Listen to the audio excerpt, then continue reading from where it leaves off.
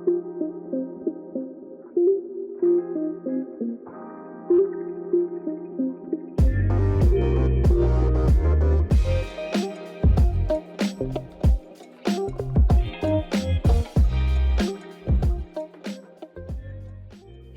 you've made it to the podcast Recovery Captured, hosted by me, Shannon Louise, a certified recovery coach and self-verified addict. Join me on my journey through my recovery from mind-altering substances, eating disorders, depression, and much, much more. During this podcast, you'll hear my personal experience, thoughts, and opinions, as well as my guests' stories through their own recovery. I hope that you're able to take something away from this podcast and use it as a tool to help you see that your story is picture perfect.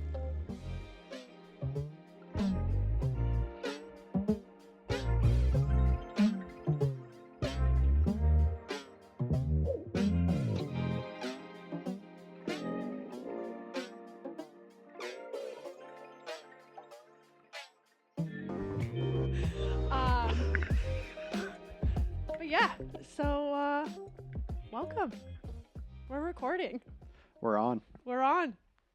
On air. Welcome, Teddy Graham. Yeah. I told Dana, I was like, my friend Teddy Graham is coming over. You're like, I swear he's an adult. Oh, okay, Ted. Give us the goods. What are you in recovery for? What's your recovery date? And give us a fun fact about you. Yeah. My recovery date is July 19th, 2014. Ooh. Yep. So happy anniversary. Quick math. Celebrated an anniversary recently.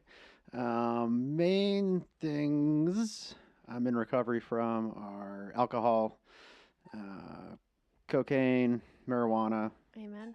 Adderall, Ritalin. Those are kind of the main culprits, and also anxiety and depression, I would say. I'm also in active recovery for. I, do a lot of work to work through those, manage those, and all that. And so I think the drugs and alcohol is very much intertwined with, my anxiety and depression. And I think it's cool that you use the recovery language, not just for drugs and alcohol, that, for mental health stuff too. So, those are the main things I work on daily to stay semi-sane. Yep. And what's a fun fact? I've never had sushi before. What? Is there a reason why you haven't had sushi? It floors people. There's a couple reasons. I don't really like fish. Okay. The seaweed thing throws me off. Okay. I just, and I'll always tell people, like, I've never had sushi. And they're like, well, yeah, get a spring roll or something. I'm like, wait, does it not have seaweed? They're like, there's no seaweed. I'm like, it's just, there's seaweed on my mind. I don't like raw fish. I did have clams last week on vacation on Cape Cod. Did you like them? I did. So, and another reason I'm holding out on the sushi, I think, I'm waiting for like that special lady to have sushi with. Okay. So you can gag in front of her?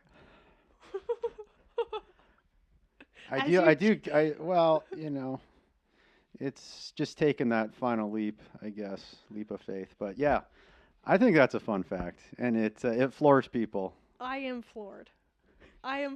Yeah, when I tell them that. So I was gonna say you don't need to have raw fish because I don't eat sushi with fish. I know it's a mental block. I'm sure it's part of it. Now, but we'll see. Have you ever had seaweed? No. So yeah, I know the usual. Well, how are you gonna know if you don't like it? You never had it, but it's just seaweed. It's fucking gross. You see it on the beach, walking around. Look at ooh. Let's eat that. Nutrients. Can't wait to put that in my body. Can't wait to chew on that. I mean, there's a lot of like tuna, right? Isn't there a lot of tuna in sushi? Yeah, there's tuna rolls. Yeah, see, I don't like tuna. You don't like tuna? No. From the can, and you put a little mayonnaise and make gross. a sandwich? Do you like lobster? I can deal with it. I'll play the game. Put the bib on. Okay, your little crackers. Yeah, exactly. I'll play the game. It's good enough, but some people are like, I'm going up to Maine to eat lobster. I'm like, okay, cool. I'll stick with my cheeseburger. Never had sushi. I'm fucking I know. blown.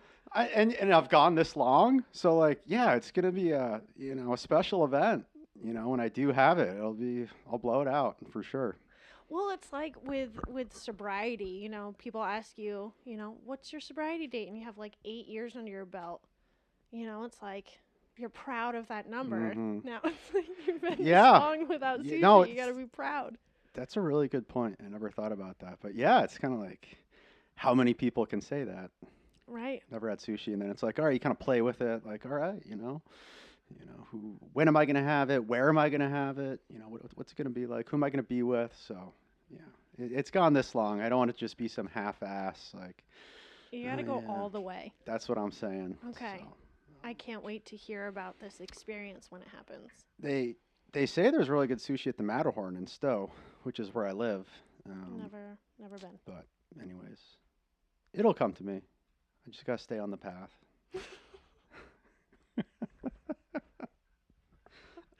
Well, that's the greatest fun fact I have heard. So thank you Damn, for bringing that. yes.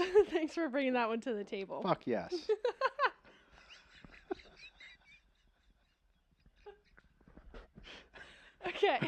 Okay.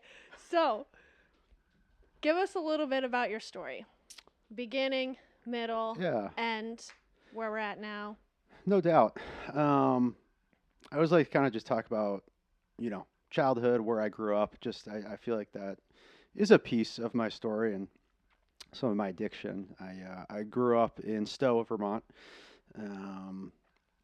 and I don't know how familiar you are with Stowe, but it's a pretty wealthy town.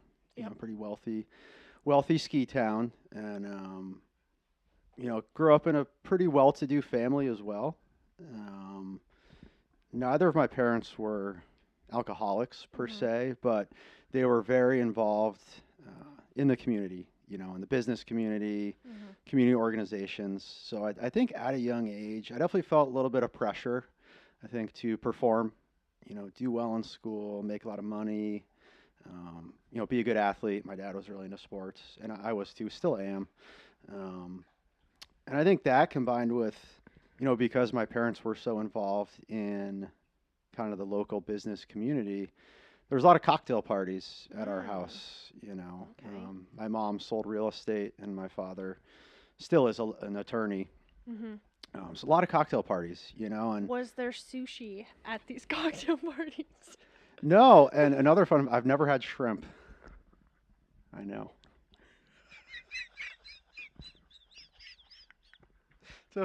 It's an anomaly. You've never had shrimp? Man-child. I'm a man-child. Dane's I know. actually really allergic to shrimp. Sweet.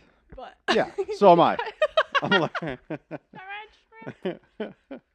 I know. Are you a really picky eater? I guess. Are you like a mashed potatoes and hot dog kind of person? A lot of pizza. I mean, trying to limit that these days. But yeah, I mean, it's kind of like, chicken and salad and eggs and sweet potatoes. I bake sweet potatoes. I chop them up.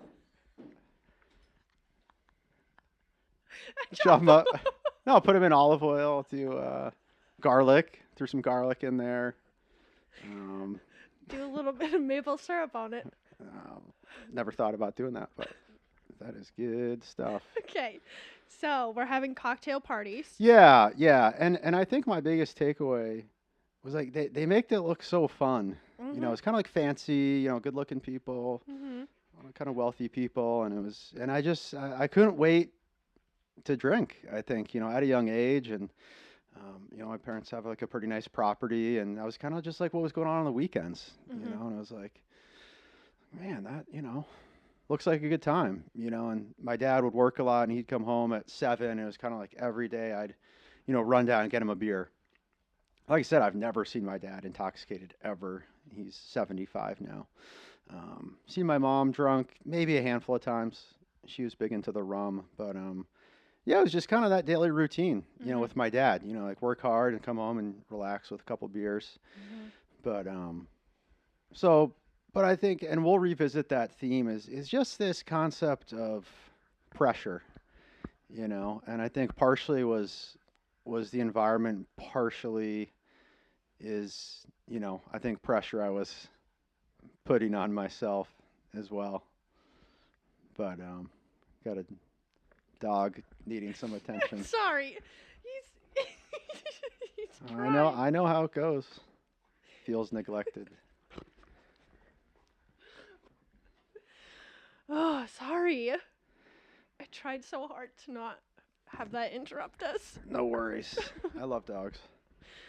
All right, continue. Yeah. So from a family system perspective, I do have an older brother. He's 43 now, so just another person kind of in the mix. But yeah, was always super active in sports. Played soccer, hockey, ski raced, tennis, baseball, all that good stuff. Loved that, and my dad was super into it too. But and I think not only, just watching my parents and their friends, but I had an older brother, so I think odds are you just get exposed a little younger. I looked up to him, I looked up to his buddies, and that's what they were doing. So, Right. If that's what the cool jocks were doing, at high school, like I wanted in on that. So first time I drank, I was probably 14. The usual in the in the parents' basement. Generic number. Yep. I think you hear, some stories I've heard is like, oh, the minute it hit my lips, I just, all my pain and anxiety went away and I just loved it. And that was not my initial experience. It was kind of like, oh man, like, it didn't taste good. I drank like half the beer and I was like, then one of my buddies he chugged the whole thing. I was like, oh shit, like this kid's into it. And I didn't really take to it initially. It took a couple times, but I think the minute I really got hooked was, again, my brother had graduated high school. He was at UVM, but a bunch of his friends were still seniors, and I was a freshman in high school. And they were always trying to get me to go to parties, and hey, let's go to a party.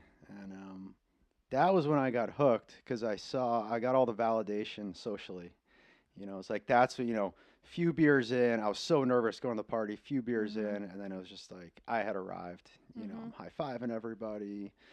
You open up. Bro hugs, it's just I felt so cool. The Bud beer can towers and and I threw up. And but then it's like you go to school on Monday and it's like everybody's high-fiving you and like just a few days before that like high anxiety, head down in the hallways. Even though I kind of knew some of these guys, my brother, but I was still just like not very confident, just nervous. And, high school is a tough time. Yeah, it is. Especially if being a freshman. So I think I did have that experience where it felt really good physically, mentally, emotionally, and then to have that social validation kind of in the next chapter of my life that I was nervous about was definitely grabbed me, for sure. And then I was kind of off and running after that. I think I was so into sports that it kind of kept me out of trouble enough.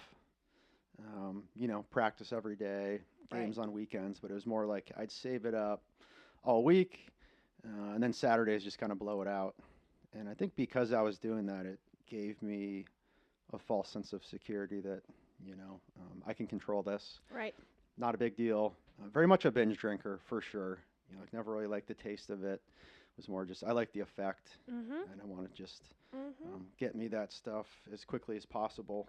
I know people drink because they're like, oh, that tastes so good. I'm like, no, I mean, nothing. No alcohol has ever tasted good. It's everything that you add in around it is what tastes good. The alcohol tastes like shit. Yep. But yes, I'm going to chug it so I can get fucked up immediately. Exactly. Exactly. And it's so funny, when I say what you just said, it's It's only someone that's on the same path that I've been on that's like, oh yeah, yep, totally. Because I'll say that to some people and they're horrified. Yeah.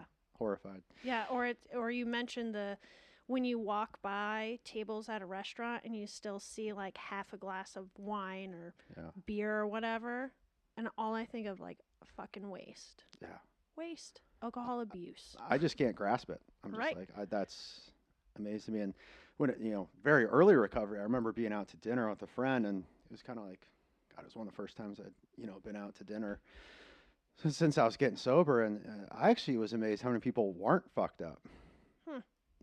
Just because when you're in your own world and you're partying and that's who you surround yourself by, you just think that's how everybody drinks. And it was like, wow, a lot of people do go out and have one drink. It doesn't make sense to me. I was like, wow, that seems really boring. Yeah. Yeah, why would you? Like, there's no point. Why don't you just have a seltzer instead? I guess they like the taste. Fucking weird. Those are the people that eat sushi every night. Yeah, I can't be associated with those people. Yeah. They might bully me into having sushi. Junk. Or shrimp. Do you like shrimp?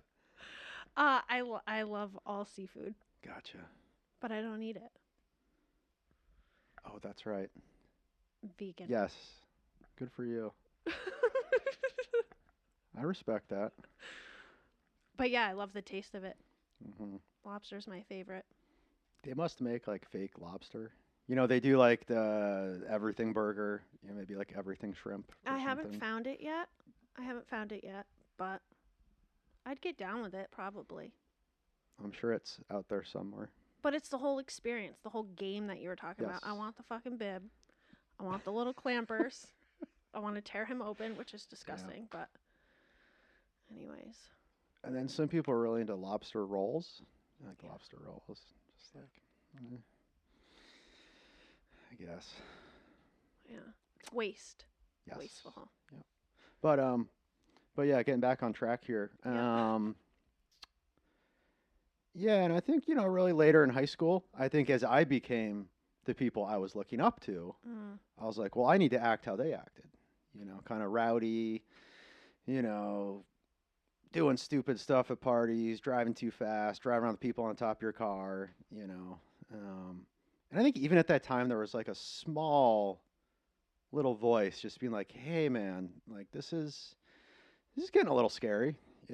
I think that it wasn't always just like every time I drank, it was just like awesome, loved it. A lot of times like I'd be the only person that would like throw up, and I'd wake up the next day and there'd be like, vomit on my sneakers, or, like I'd be the only person that like browned out or something, like, oh yeah, like I remember everything except this one piece, and everybody around me is like, really? I remember everything.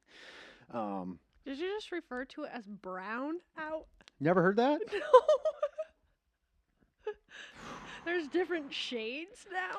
Well, yeah, a blackout is like nothing. Nothing. You don't remember anything. Uh-huh. But brownout, it's like, oh yeah, I don't remember leaving the bar, but then I remember the cab ride.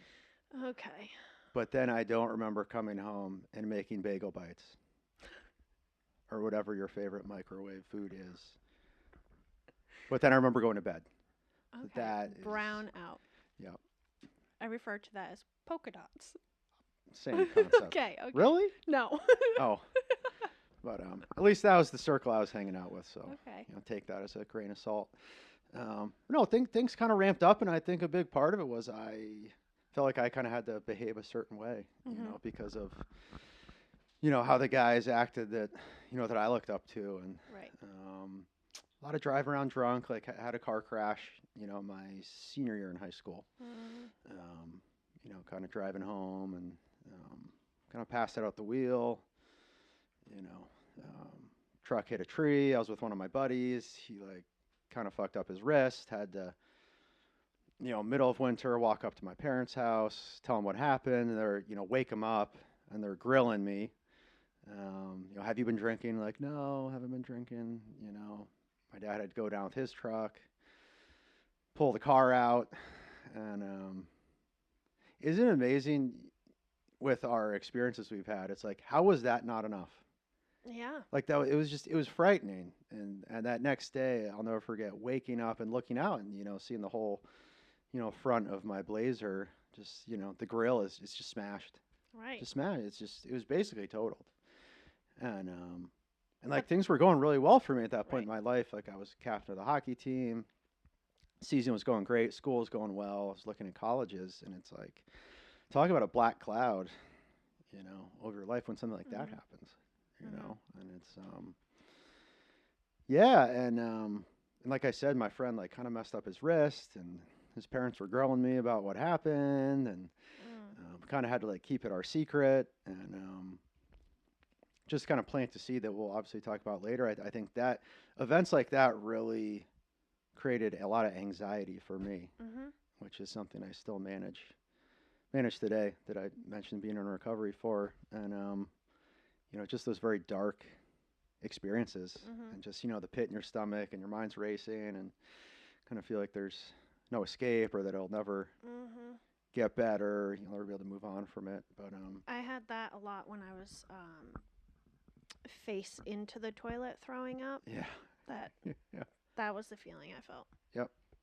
Yep. But I'd say that was kind of the first like big incident, of my kind of drinking.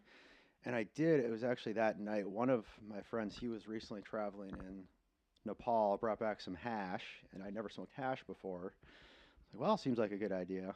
And like right after I smoked, he's like, "Oh yeah," he's like, "it's a lot stronger than weed." I was like, "Thanks for telling me now." But that combined with alcohol, it was just not a good mix. Kind of fell asleep at the wheel and hit a tree. Luckily, I was okay, and beside a little sprained wrist, my friend was okay. But I think that was my first view into really the seriousness of just kind of abusing drugs and alcohol. I think that was I can't say wake up call because I didn't change much, but and I do remember after that happened, I was kind of like, I was freaked out. I was kind of like, I feel like this just isn't a good idea, or I shouldn't be doing this or drinking this much. And I remember just all my friends around me were like, "Oh, it's no big deal." Right. They didn't want to hear it. Nobody stops drinking at 17. Nope. Nope. So that was a big deal. That was my senior year. Of high school. Yes. So what was college like? Yeah, college. So I went to St. Lawrence University, small school, about 2,000 students in upstate New York. It was kind of known as like a party school kind of thing. I feel like every college is. No doubt. That's why I picked Johnson. But yeah, solid reputation, and literally middle of nowhere. Like it makes Johnson look like a thriving metropolis. Wow. Yeah. So and that very much became an excuse. Like, oh, there's nothing else to do around here, so let's get blacked out or browned out. Yeah, I was gonna say let's get brownie. Let's look for some shrimp. Actually, I was recruited to play tennis there. Okay. Being from Stowe. Yeah. Tennis guy. And I was psyched about that. Like I wanted to play a college sport, and that was awesome. Again, kind of like high school, it kind of kept me on the straight and narrow enough. Kind of drink on weekends. Hitting it pretty hard. Definitely like blacking out was the norm for me. Almost kind of seemed like the goal. Yep. Like, yeah, I'm getting blacked out tonight. And while all this is going on, the Greek system was pretty big at our school. So I was like, man, fraternities look awesome. Like, really like what's going on there. Were you in a fraternity? We'll get to that. Okay. I was going to say, it all makes sense now. I'm just kidding. What kind of? So I was playing tennis, just kind of, getting pretty drunk. I think people noticed my behavior. Like, wow, he's like regularly the drunkest guy at the bar, just kind of staggering around. And again, I just didn't think anything of it. I was hanging out with a small group of people that were doing the same thing. And my older brother went to UVM, and he partied a lot. His friends partied a lot, and I'd visit him in high school. So I was like, this is just what we do. Right. This is part of the deal. I started to kind of lose interest with tennis. It was kind of year-round commitment. And I ended up pledging a fraternity, yeah, which was not a good idea. Yeah, did that, and I, as you could imagine, that was a major tipping point for me. Mm. Kind of like that first party I went to in high school. I was like, wow, I'm a pretty big guy. I can drink a lot. Mm-hmm. I'm into it. And Right. they're like, yeah, this guy's the coolest guy in the world, because you can drink a 12 pack in an hour or whatever, Nice. Cute flex. low key flex. But yeah, so I stopped playing tennis, Mm-hmm. and academics were, initially I was an economics major. I was like, well, that seems like something that's most transferable to an actual job. But then I was like, this is going to require way too much work. So then I looked in the credit book, and political science had the least amount of credits to graduate. Mm-hmm. I was like, I'm in on that. I was like, oh, maybe I'll go to law school like my dad. In the back of my mind, being like, yeah, definitely not. And it was full on party at that point. Like that's what I dedicated myself to. Yeah. And the whole deal. A lot of hazing. Just like not a great scene, I Mm-hmm. think. But heavy drinking, a lot of cocaine. That was kind of my first exposure to cocaine. Mm-hmm. Was in the fraternity days, and I'd kind of talked about that first big incident, my car crash, my Mm-hmm. anxiety. That was kind of a triggering point for my anxiety. I think in my time in the fraternity, I got away from playing sports. I got away from exercising, which is like critical to Right. my mental, well-being today. Kind of stopped working out, put a bunch of weight on. That was the depression. Mm-hmm. That was really when I didn't really feel like I had that focus um, or drive from playing sports. Mm-hmm. And then it was just like drinking a ton, staying up late, sleeping in late, and you feel like shit about yourself. Yep. You know, that was big tipping point for my depression. Mm-hmm. So, which was significant, Mm-hmm. and I think all while that's going on, I had a pretty like tumultuous relationship going on. Mm-hmm. Um, as I'm sure trying to keep a relationship. Well, you can keep any relationship going, but to keep a healthy relationship going Exactly. when you're using and drinking, it just so that was a disaster. That was Mm-hmm. kind of on and off for 2 years. Was she also into the drugs and Nothing like alcohol? me. Nothing No. like me. Pretty big athlete. Like she was a field hockey lacrosse player, Mm-hmm. but in consecutive years she blew her ACL and MCL in both knees. Nice. Yeah, so that was just a whole nother added challenge. But I mean, she was into drinking. She liked to party. Again, not to my extent, but it was a mess. Mm-hmm. It was a disaster. And then I think when that's what you're doing for 2 years in college, then it was graduation time, Mm-hmm. and I was kind of always looking for the easy way out. I was like, oh, that seems like too much work. That would require too much commitment. That would require too much dedication. Right. And it's graduation day, and you're just like, oh my God, like, what am I going to do? I'm going to be a ski bum because you can just kind of do what you were doing, but you don't have homework. Mm-hmm.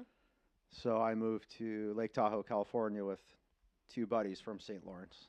Okay. And then things ratchet up even more, out there. Um, I was, working in a ski shop or working at a golf course or landscaping, and Mm-hmm.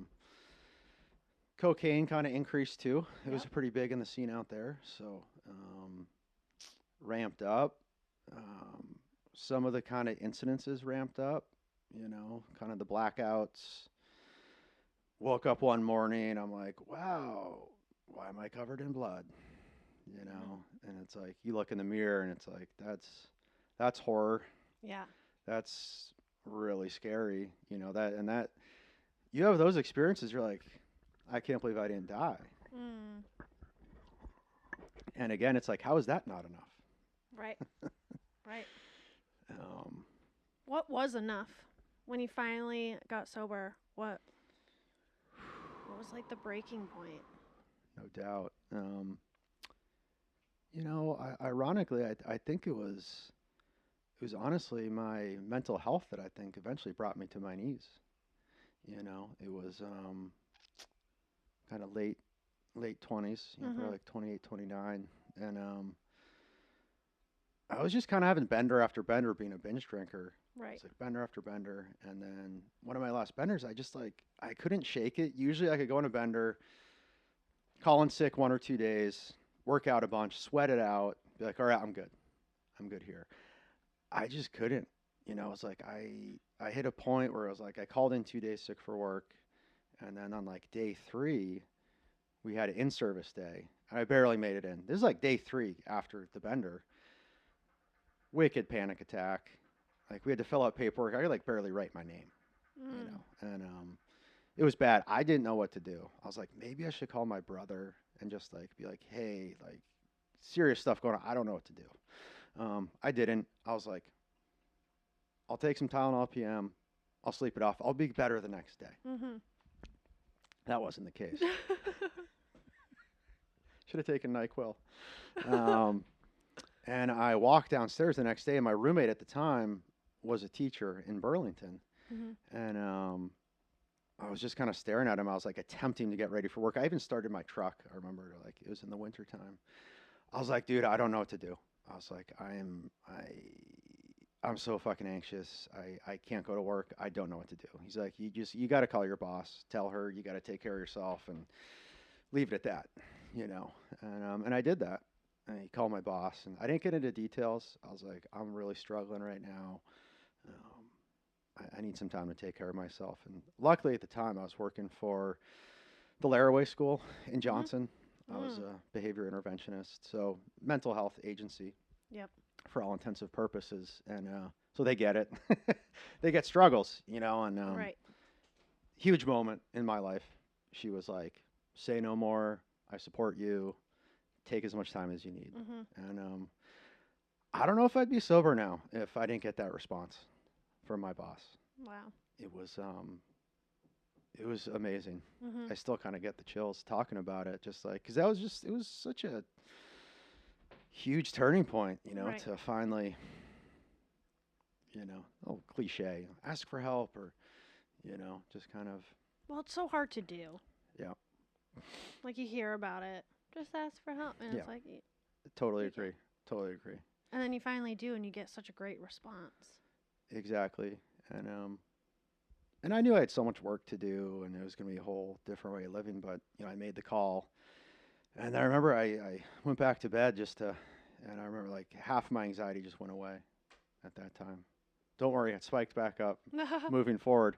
But yeah, again, if I was working somewhere else or if I had a different boss, I don't know if I would have been able to, really get on that path and stay on that path. Mm-hmm. And I owe her a lot for sure. I was like, not the response I was expecting, like, get your ass to work right now. And I was able to take 3 weeks off. I didn't go to rehab. Looking back, I kind of wish I did inpatient rehab, but I did not, and kind of went to a bunch of meetings and,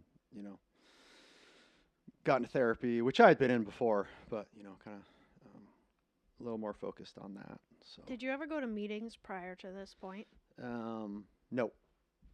So my only exposure to that, this was a pretty bad incident, but anyways, I have had some seizures from alcohol withdrawal. And That's scary. Oh yeah, no doubt. So it was after Big Bender, and I was at a Shaw's pharmacy. I think it was in Shelburne, and I had a seizure waiting in line. EMS went to the hospital. Really big problem there.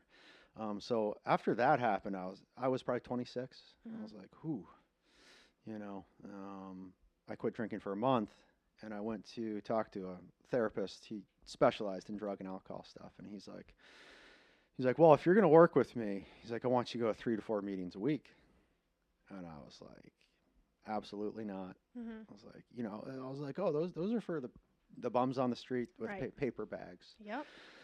I was too good for it, and I was like, wow, this guy's so uptight. I was like overreacted. This guy's just totally overreacting. But so that was my only exposure before what I'd seen in movies.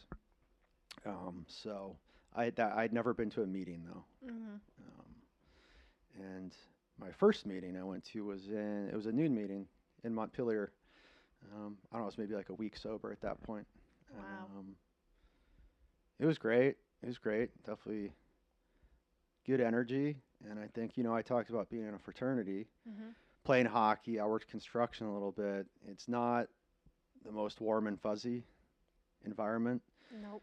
So I think, kind of coming from that super masculine culture to go in a place where it's like, wow, these people really support me, care about me. People are hugging each other. Like, wow, it felt really good. And Mm-hmm. it was what I needed. I think, part of why programs like that are so successful is because, people kind of come on their knees, at the lowest point in their life.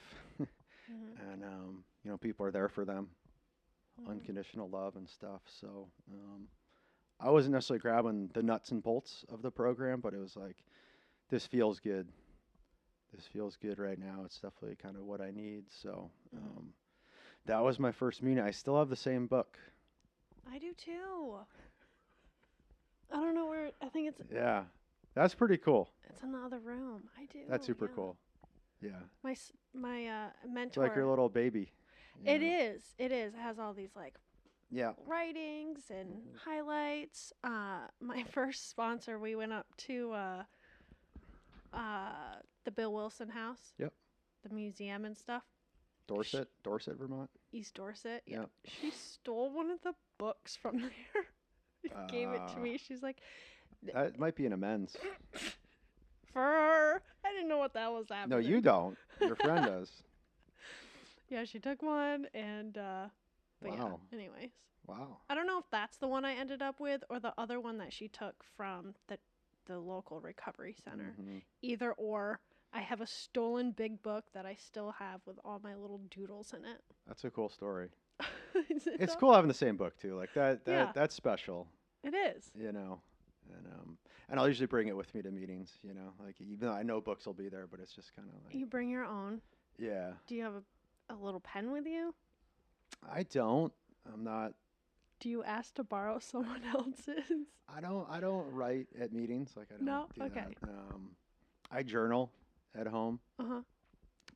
Dear diary. um, but no, I see people do that at meetings. Yeah. Kind of like write in the side, and which I think is great. It's like you never know when you're going to come across some kind of really helpful nugget Yeah. of wisdom, which is why meetings are great. Mm-hmm. Which are great. Went to one yesterday. Good for you. It was awesome. In person? Yep. Nice. Yep. Yeah, I didn't do well with the Zoom meetings. I didn't either. I just, it was funny though, I was at a meeting and some guy was talking about how he went out during COVID. Mm-hmm. He's like, yeah, he's like, I was too good for Zoom, this and that. And it was just a good message to hear because I had the same attitude. I was like, oh, fuck this. They like, even if you have it on in the background that I guess, maybe you're taking in the message, but motivation, I guess, just keep an open mind about it. But it's hard though. I don't like it. I had a lot of Zoom meetings for work and stuff, and I was just so burnt out on it. But. Yeah. No, for me, Zoom gave me permission to do my housework that I needed to do. All right. Gave me permission to cook dinner. Right. I don't need to have my camera on. I don't need to have my mic on. Yeah. So I might as well fucking bebop around. Yep. Instead of. So would you have them on just without your camera on? Yep. Yeah. Yeah. Here and there I would. I got into another. It's not a 12-step program. It's called Refuge Recovery. Yeah. Yeah. I'm familiar. Yeah. It's a great program. I love it, and I love like the Buddhist aspect Yeah. of it. So I started one in downtown Burlington. COVID happened a few years later, so then we had to cut it, and then I started one again, but just not jiving with it right now.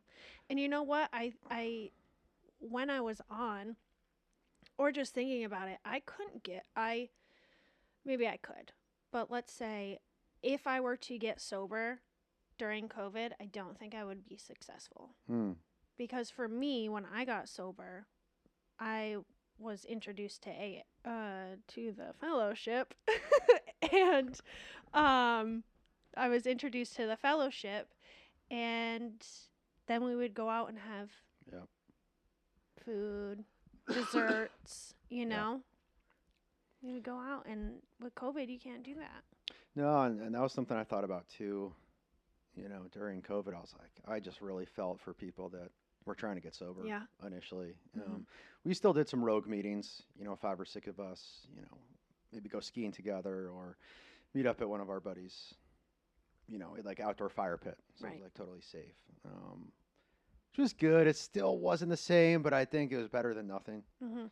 you know. So, um, do you still do the refuge recovery I thing? don't. I Gotcha. don't. I'm Yep. not doing any type of meetings Yeah. in Yeah. that way. I mean, definitely this podcast is my Yep. way of giving Yeah. back, and then I'm Absolutely. also a recovery coach. Yep. You know, and then I do my own self-care and Mhm. whatnot, which has allowed me to stay consistent with my sobriety, and Yep. it's been working, Totally. you know. And for me, what I was taught in all my years of recovery was it's this way or no way. If you're not I don't like that. if you're not walking Yeah. these Yep. steps, Yeah. you're going to relapse. Yeah. And I Yeah. had that mindset. That can be a lot of fear. It was. Yeah. It was. Yep. And so if I, God forbid, had an appointment or I needed to come home and take care of myself or go to the gym and cook dinner and I had to Yep. miss a meeting, Mhm. I felt really guilty. Yep. Like a lot of fear and Would shame. people guilt you, or was that more your own thing? It was me, but then it was also like I have to report to my mentor. You know what I mean? Hmm. And there's like expectations That type of and relationship. yeah, and Yeah. then I was just like Yeah.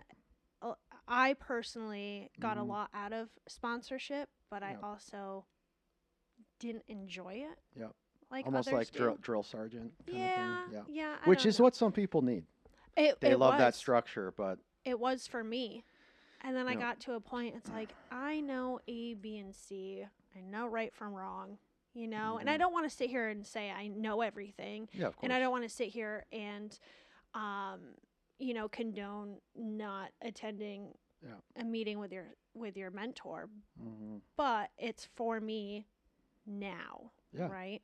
Yeah, and you might revisit it later. Absolutely. And that's what's so great is it's a resource that, you know, um, no guarantee, but will probably be around for a long time. And like I was just on family vacation on Cape Cod, Oh, nice. Massachusetts, and yeah, I hit 2 meetings down there.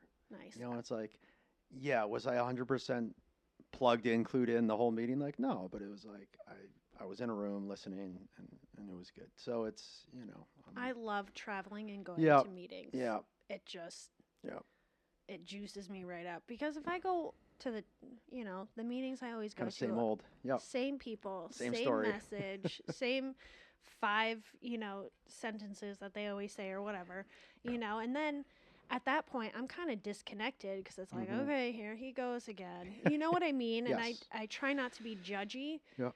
but that's what comes up and then I'm like zoning out and I'm just Hmm. checked out, so going to out of state meetings are just I love them. And I think that's one cool thing about living in Stowe is it's tourist town. So we actually get a lot of That's true.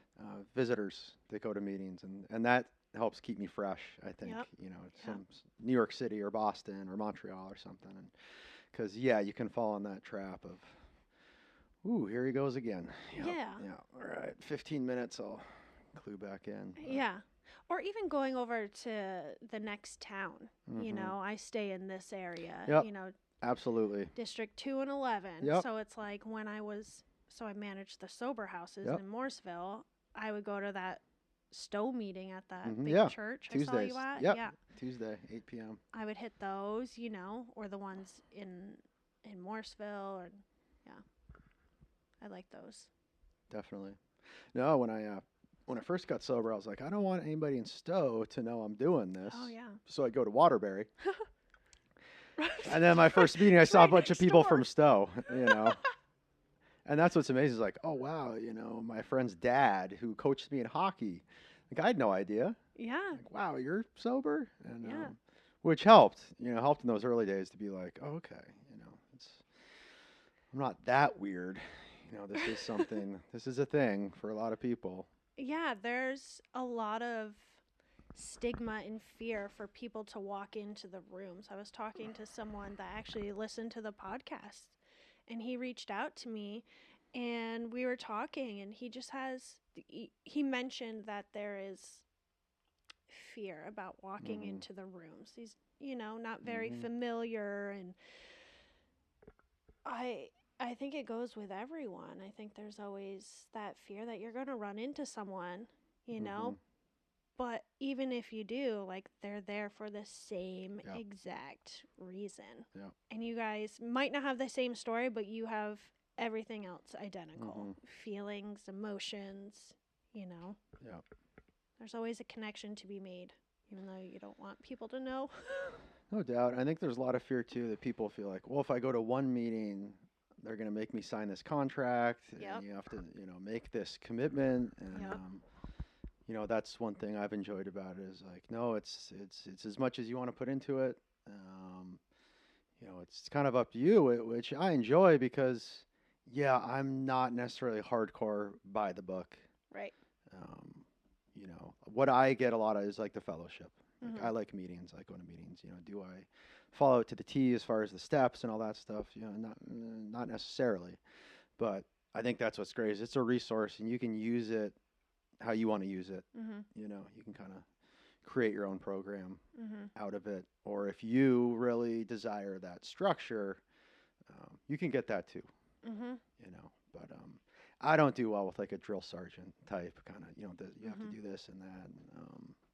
Reporting, as you said, I think that was a good way to put it. It's like, hey, some days I just want to check out and maybe put my phone on airplane mode and go for a hike and take pictures. I don't want somebody guilting me. Right. Check out in a healthy way. Yes, yeah, Right?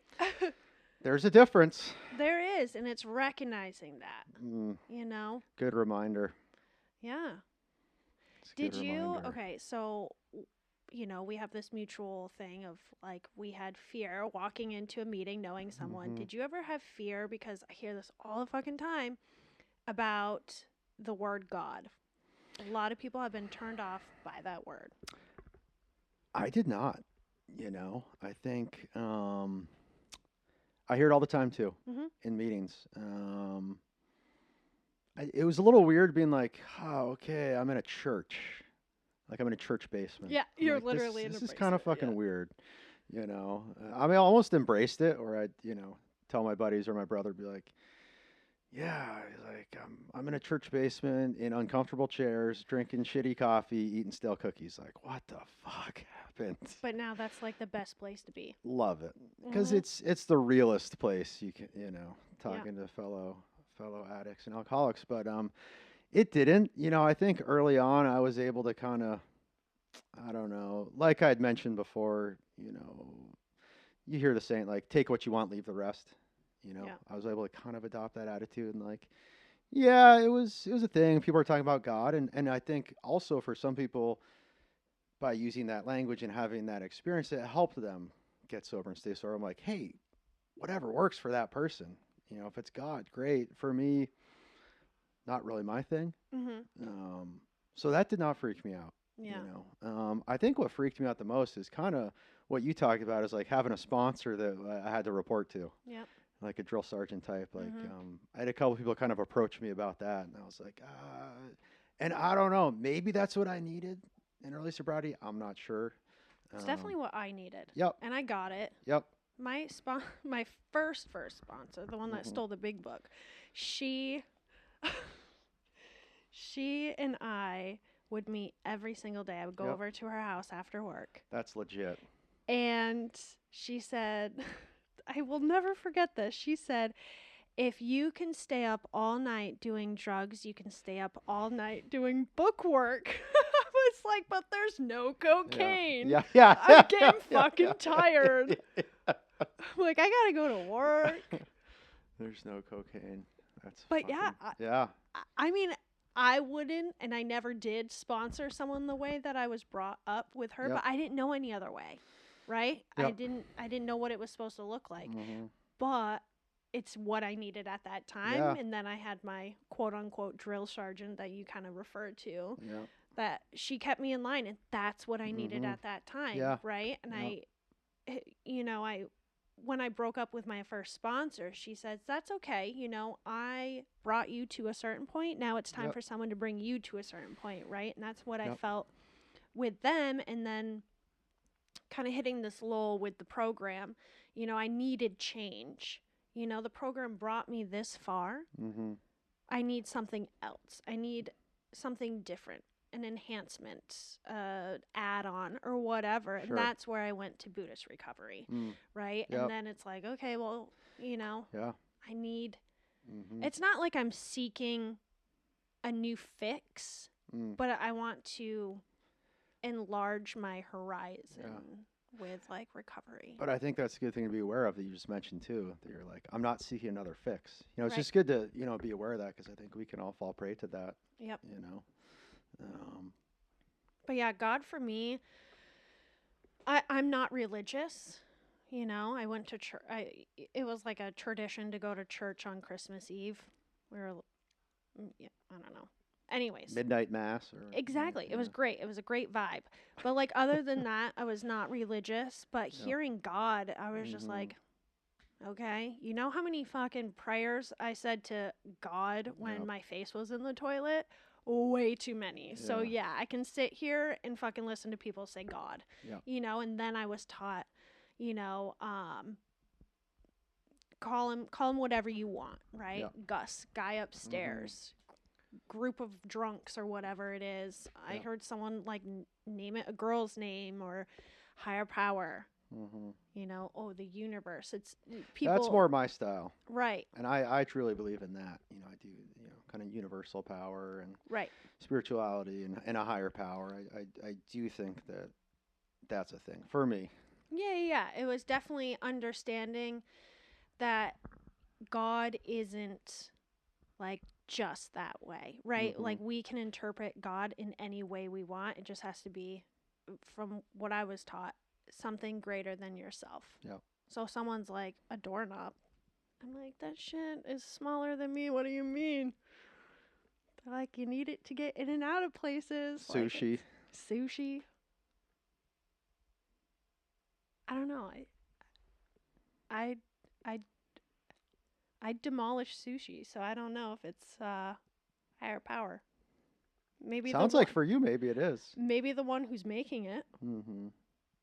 But yeah, God was never an issue. Yep. It just sucks that some people don't go to the program I've heard because they talk about God. And it's like, okay, let's talk about when this was written. 1935. Yep. It was all about God in that, like it's written old fashioned and shit like that, Very old fashioned. So I told you before we started that I wanted to talk about NERP. Yes. What a funny name. I love it. So as I was driving here, I was like, what was the acronym again? Oh, NERP. That's right. So. Yes. Yeah. NERP. So. Those were good times. It was. It was great. It was hard to get off. It's an uphill battle, trying to spread awareness around drugs and alcohol on a college campus. But, So I was going to school at the time it was Johnson State, and we were in transition to go to Northern Vermont University. And so we decided to come up with a name that fit that one. And so cutting edge, really. Yeah, no, I liked it. Ahead of the times. Yeah. So I was up on campus because I was an EDP program, but I saw like the news. There's like something that streams on our feed or whatever with the. I think I wrote a letter too. I wrote like almost like an editorial piece in Basement Medicine. Yes, I did too. Did you ever read mine? No, but I didn't. Fucked up.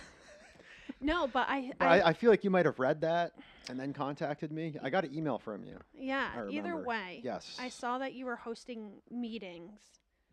Yes. And I was like, I need to talk about this because at the time I was big book thumping and I had to make meetings, you know what I mean? And so meeting makers make it. That's right. Here I am. And you were doing what? You were I At don't that even know what time, you were doing. at that time, I was doing a lot of shit. I was a part-time therapist Uh-huh. on campus Okay. at kind of the wellness center there, Uh-huh. 3 days a week. I was overseeing that grant, substance abuse grant through Healthy Lamoille Valley, Mm-hmm. which kind of funded our initiative, which allowed us to put on events and create NERP. And I was also in private practice, very part-time, but I had probably 5 or 6 clients that I'd see weekly in Stowe. What were you doing in Trio? Is that what it was called? Is that just where your office was out of? No, you were in the basement of the um, wellness center. no, Trio's over in academic support, but I Yeah. was running a group in Trio, Okay. like a lunch group. Okay. Eventually, I got hired over there. Um, I was there for a year as a Trio mentor, and I was also an EDP advisor. Okay. And then that transitioned into me just overseeing all of Oh, EDP. yeah. So yeah, at that point, there was a lot going on, but it was cool. I know when we connected, and then we brought a couple other students on board. It was great. I really enjoyed it. I did too. So Yeah. we came up with Northern Vermont University Recovery Program. There's no V in it. Well, listen, Oh, because the verb. right, it The doesn't verb. sound good. First of all, and then NERP's second of all, NERP's good. I NERP's good. forgot. No, I forgot it was Northern Vermont. I thought it was just Northern University. Oh, really? At first, yeah, that's why I was like, "Nerd, that works out perfectly." Yeah, And you guys are like, yeah. "Well, where's the Where's V?" the That's V? definitely come up in our conversation. I was like, "Sounds like shit." Well, we're like, no, we're just gonna roll with it. Yeah. Roll with it. Yep. So we have Northern Vermont University program, and yeah, I needed an advisor to run Mm-hmm. the program with me. So you were able to Yep. Supervise. You were able to supervise. We did a Mhm. lot of like fundraising. I Mhm. guess is that what we want to call it? Yeah, a bunch of different stuff we had. I remember we had a The table. psychologist come, my Oh, friend Rick Barnett, and yes. you had 2 of your friends come. Yes. Oh my God, I forgot about that. Yep, and we had free ice cream, and I don't Oh, know how many shit. students came, but yeah, It wasn't as many as I wanted, but there was No. some. there was some. That was down in the comedy club. Yep, exactly. Yep. We did that, and then we had the table out in the lounge area Yep. at the cafe Stearns? Is it Stearns? what did we call it? Schwag. Schwag. Shits we all get.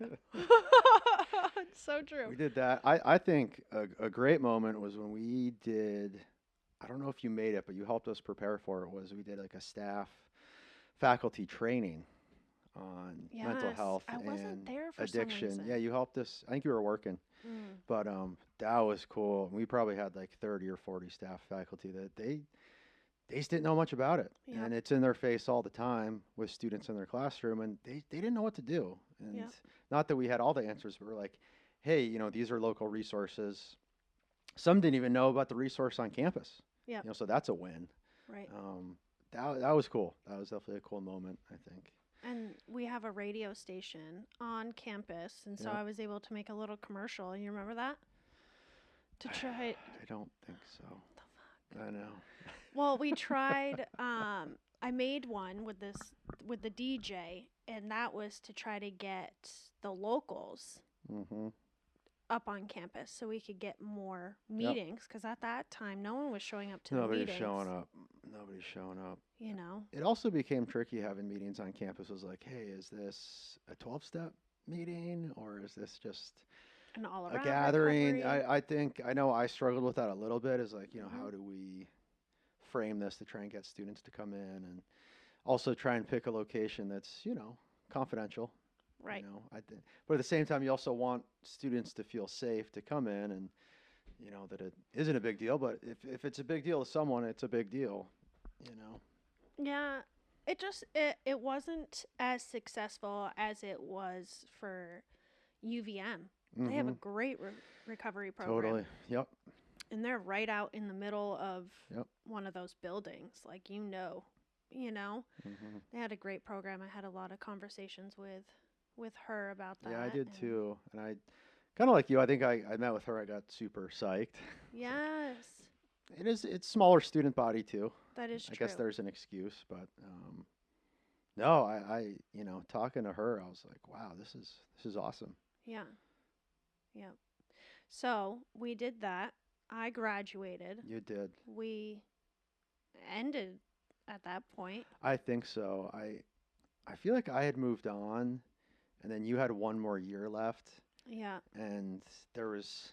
Oh yeah. I don't think anybody was overseeing the grant, or nobody was responding to your emails, and I was There getting was pissed. someone Yeah. overseeing it. Probably shouldn't name names. I don't even remember I who won't it was. name names because one, I don't remember, and two, but he I know. did I was not. bummed. I was bummed. Yeah, he didn't answer any of my Wasn't- emails. yeah. And it's like I got something really good. I got all this Totally. time. I'm able to continue doing the work I was doing, Yep. but And it's a real issue on campus. it is. You know. Um, But it was nice being on campus. So I went to school in 2010 at Johnson, and then I dropped out because I realized I was paying too much to party. So I did a year. I wish I realized that when I Yeah. was in college. And then I took all this time off and I came back in 2015 maybe. And it was really cool to see the different sides, right? I go in 2010 shit fest, right? I am off the walls, could barely remember what the hell I was doing. I was more than browned out. Okay. In the black. I was In the black. deep black hole black. And then on the other side, sober as ever, starting this community, you know. So it was really cool to see both sides. And it is so amazing just the difference, when you do get sober and just really dedicate yourself to it. The difference is you almost gotta like laugh. Mm-hmm. Like how can it be that extreme? Right. I know I'd see some friends from college, maybe 10 years after whatever, and they're like, "What are you up to?" I was like, I've been sober and I'm a therapist." They're like, "Shut the fuck up." They wouldn't believe me. I'd have to tell them like 4 times. I'm like, "No, I'm serious." They're like, "Oh my God." They're Yeah, like, out of all people. that is awesome, and it's and like you were saying with your experience, it's just to come back to the campus where you're just a total shit show to be, actually making a positive difference. And those were words when I was drinking. I'd be like, positive, what, that is so fucking cheesy. Right. Don't come at me with that shit. Like making a positive difference. And it's like, but it's right. But you're just in a different mindset, pretty negative, and right. I think concerned with being super cool. Right. So you're still on campus. Is there any form of recovery programming, support, or anything like that you know of? So obviously it's been an odd time on campus because of COVID. That is true. Because of COVID, I'm pretty separated from that scene. I help oversee the EDP program. So right now I'm on campus 3 days a week, and then I work from home 2 days a week, and I'm just kind of like doing that when I get to work, just kind of like helping run that whole program. Right. I'm still kind of in touch with the director of the wellness center just because I worked for her, and I do know the person that's overseeing the grant. They still have that grant. They're not doing NERP.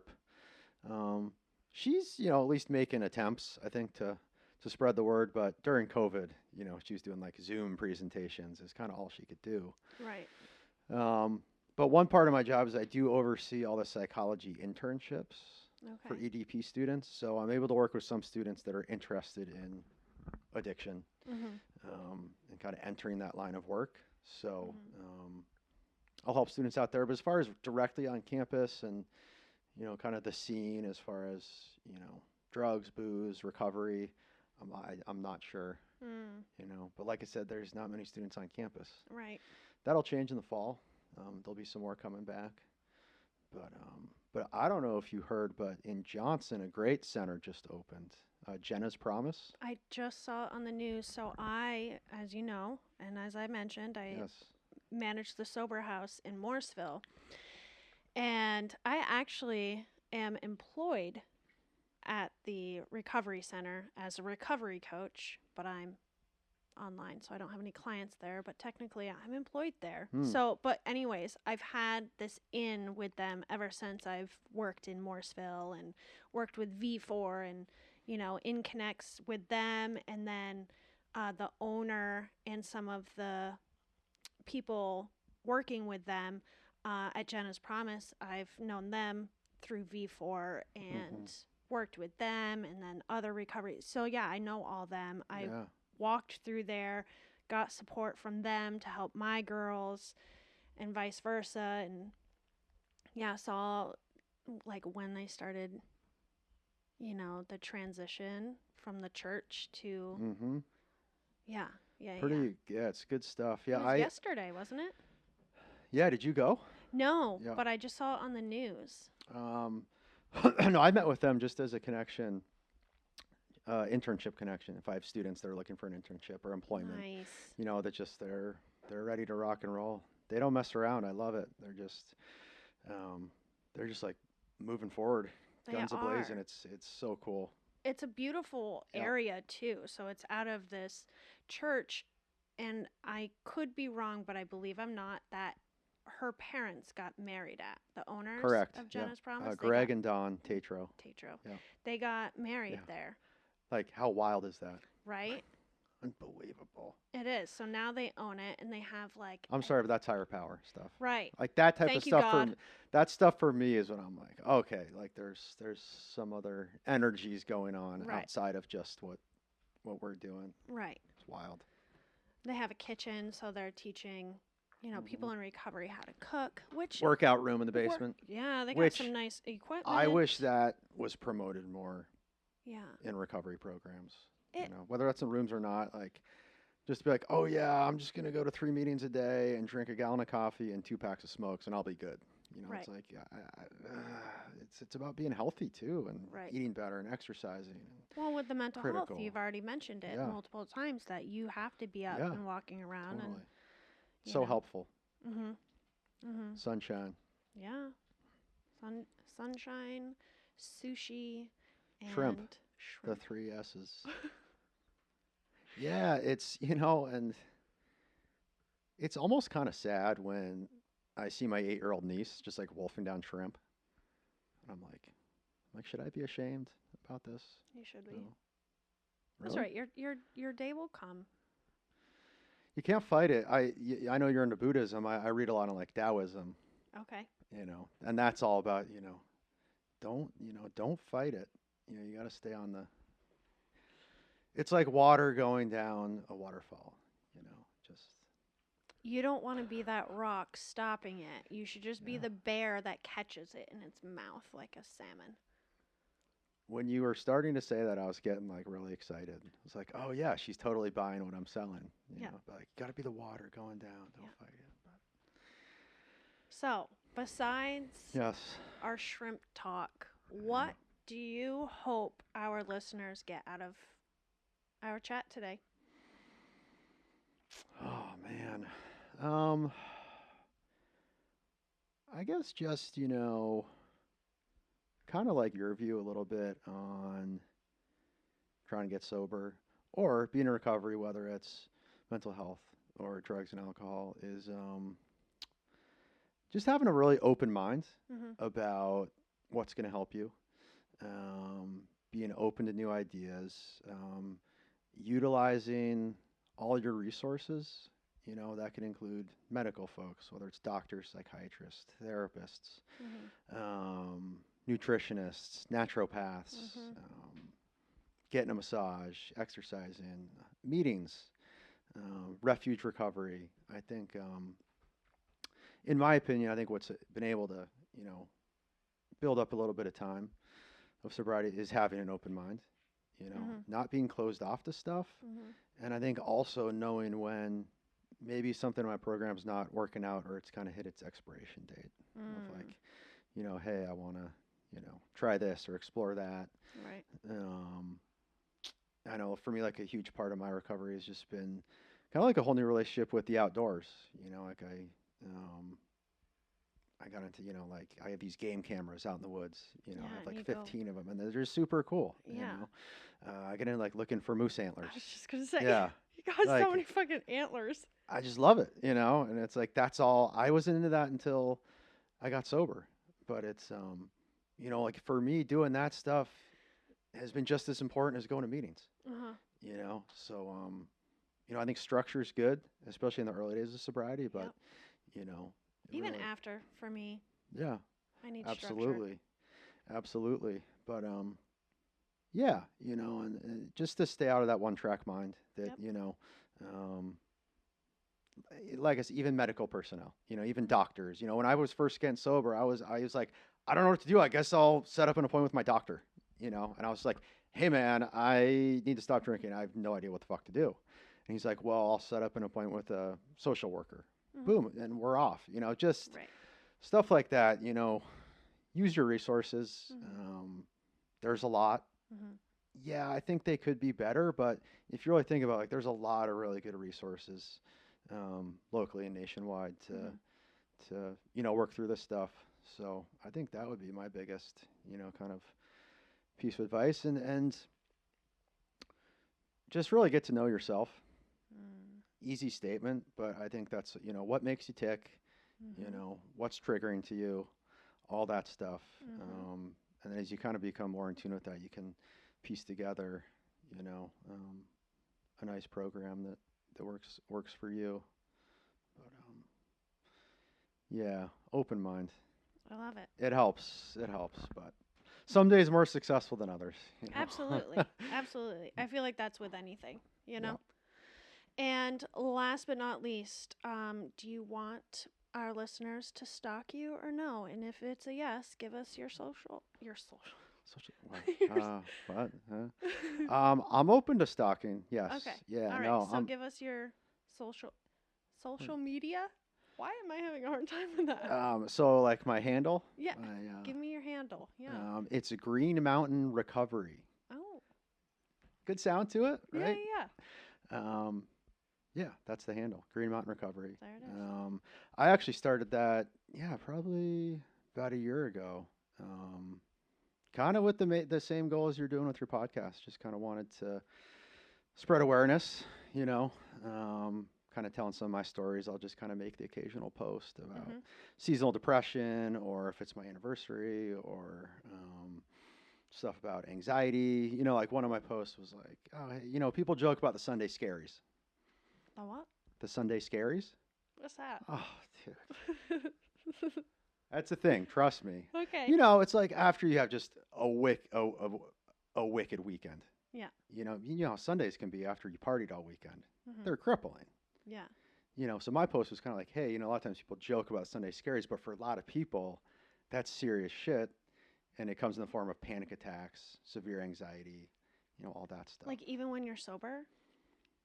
They can definitely have when you're sober. Okay, because I was gonna say about You get the Sunday anxiety at 4:00 today. You will. every Sunday. So how will you manage yourself? Sit in my shit because it's warm. No, I'm just kidding. No. I'm gonna edit these podcasts. Yep. That's what I'm gonna do. Probably a lot to edit with this one. No. I keep a lot of it. But yeah, my self-care would be, doing things I enjoy. Yep. But I still have this crippling anxiety on Sundays. Crippling? Would you say crippling? No, I've definitely had crippling anxiety, Mm-hmm. but it definitely, I'm aware of it. Yep. I don't like it. I hate it. Mm-hmm. Just knowing I have to go to work, and I love my job. But no doubt. Or the Sunday blues. That's what people call Okay. that. Sunday scaries. At least it's a nice day. I mean, I'd get outside if I were you. Yep. Beautiful out. But. Yep. Well, thank you. Thanks for having me. This has been super cool, super awesome. Yeah. It's awesome you're doing this. Thank you. Always want to be on a podcast. So, Well, here you are. yeah. There you go. It's been great. Thanks for having me. Of course. Appreciate it. Thank you. Bye.